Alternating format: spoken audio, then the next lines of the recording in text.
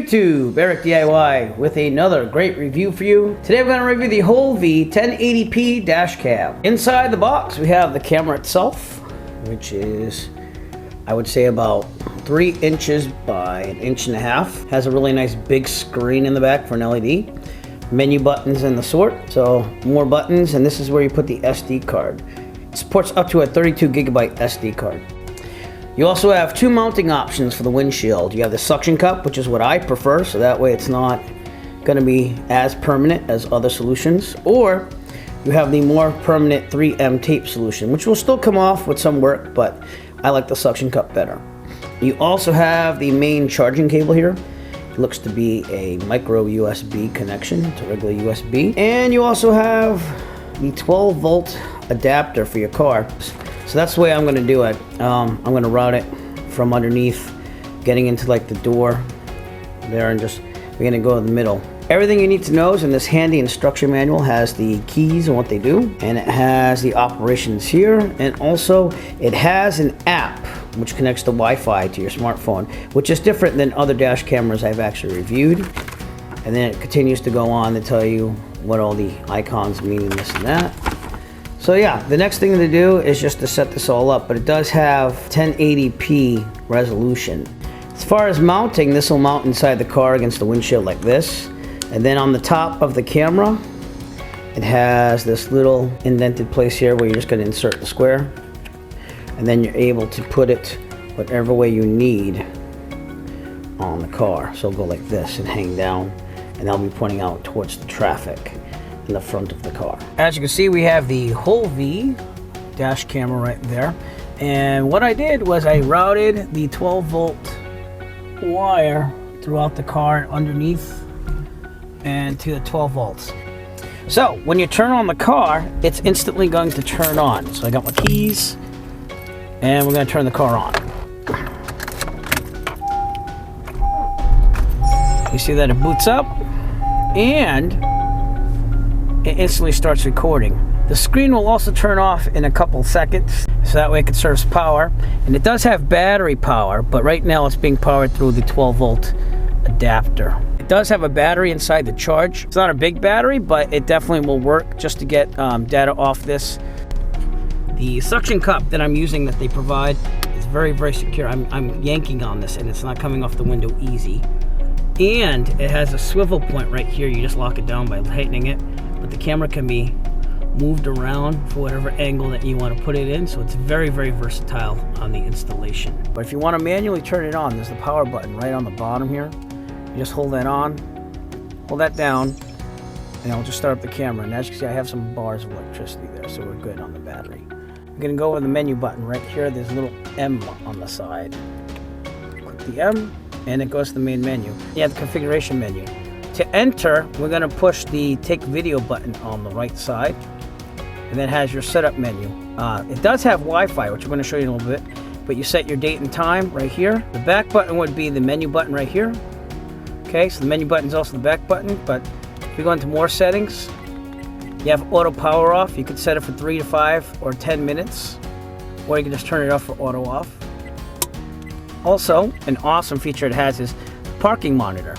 Basically, it will turn the camera on if it detects motion or any type of movement on your car while it's parked. You turn on and off the beep sound. You got your language settings. It has screensavers. Pretty much, even though it says screensaver, it's not really for that. It's basically to turn off the screen after a certain determined time that it's working. And the frequency is just for your video frequency. We're in America, so we're at 60 hertz. If you're in Europe, you'll be at 50 hertz. Now over here you have your video setup menu. Notice that's highlighted. I'm going to enter that, and you can change the resolution of your video. It records in 1296p if you wanted to. I'm just going with 1080 because that's a nice number, but you could go less if you want to save more memory on your card.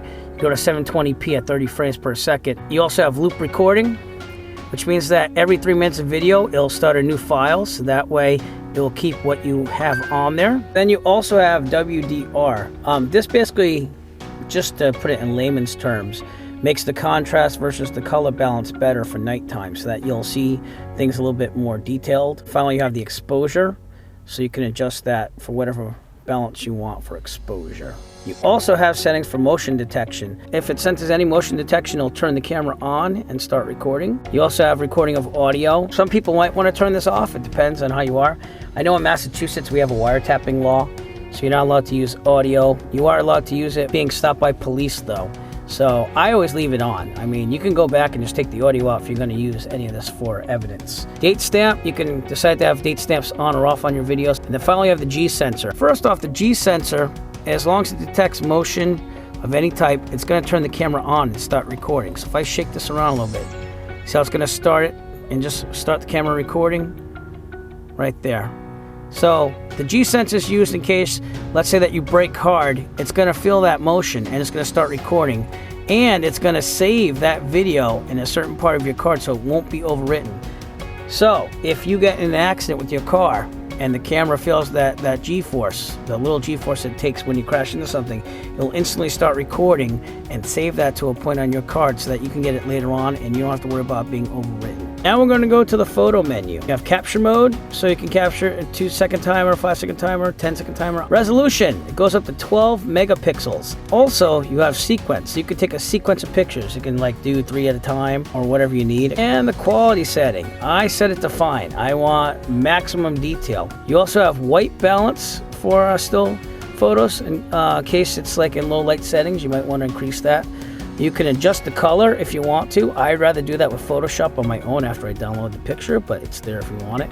Exposure, you can actually set it to different exposures. And finally, it has a quick review. So if I select that, you can have the picture stay on the screen for 2 seconds, 5 seconds, or just take it and it won't preview it at all on the screen after you take it. Last thing is just the date stamp. You can have it date stamp all your photos. Parking monitor, I have it on. So when your car's in park, if it detects any type of bump or motion, it's going to start taking video. You want to go to this format setting in the setup when you first put in your SD card. You want to format the card to the camera. You can reset it to factory default settings. Finally, it has a version. It just tells you the version of the software on the camera. Years later, he became mayor of San Salvador and embraced social media.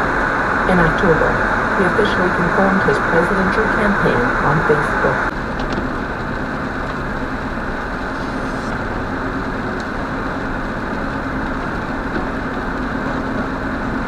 This also has Wi-Fi ability. Turn that on, Wi-Fi is on. What we're gonna do to connect on my phone at least is we're gonna connect manually. I'm gonna go to my Wi-Fi settings. There it is. DV000B6A005993. I'm gonna manually connect to it because the app doesn't work with it in any other way. So I gotta enter the password in, and they give us the password in the manual to let you know about Wi-Fi. Okay, I'm gonna connect to it manually. Then it says connected, no internet. Okay, I'm going to go to the app that they tell you to use, which is the RoadCam app. This is also in the manual. They give you a QR code. You can see that my phone says Wi-Fi has no internet access, tap for options. And it's going to say you want to stay connected, and you want to say yes, because you want to stay connected to the camera. So I go to my RoadCam app now. That is connected manually. And I just hit this camera button. And it's going to buffer and connect to the dash cam. And as you can see, it's connected all to this thing right here. You can record video, you can take pictures, but mainly what I use it for is to look at recorded video. So I'm going to select recorded video, and it's going to get me all the files that are on the SD card. And I can watch all these videos that I have. Here's me driving down the road on one of them. It does play, it's just that it connects to the car audio. So that's driving to work in the morning. So you can view all video clips on the app, and it comes right off there onto your phone. The emergency over here is when the G sensor went off. So if it detected heavy stopping, and I did a couple ones just to show you. These are stored permanently on the card till you delete them. If you click and hold, you can download any of them too. So you can instantly download any video that you need, and you could have it record on the camera. As you see, very versatile, and the Wi-Fi is what sets this dash cam apart from others. Overall, the WholeV 1080p Wi-Fi dash cam is an excellent buy. Definitely a nice design with a big screen with a lot of features, and the Wi-Fi setting sets it apart because you could just download everything to your phone. You don't need to get an SD card adapter out and put it in your computer to get everything out. You could actually show the cops right there if you have a problem with an accident or anything, exactly what's on the camera with a nice clean monitor. or on your phone Wi-Fi. Has many different settings. An excellent buy, and definitely my new dash cam. It's going to replace my old one. If you would like to purchase your WholeV 1080p Wi-Fi dash cam, please look for a link in the description below. We'll send you to Amazon where you can purchase your very own. Every purchase will help support the Eric DIY channel, and we appreciate all your support. If you like this video review and you want to see more like it, please give us a thumbs up and push that subscribe button below. While you're down there, also push on the bell notification icon so that way you'll be notified of future Eric DIY video releases. We appreciate all your support. Thank you for watching and have a great evening. As always, if you like this video, found it useful, please subscribe.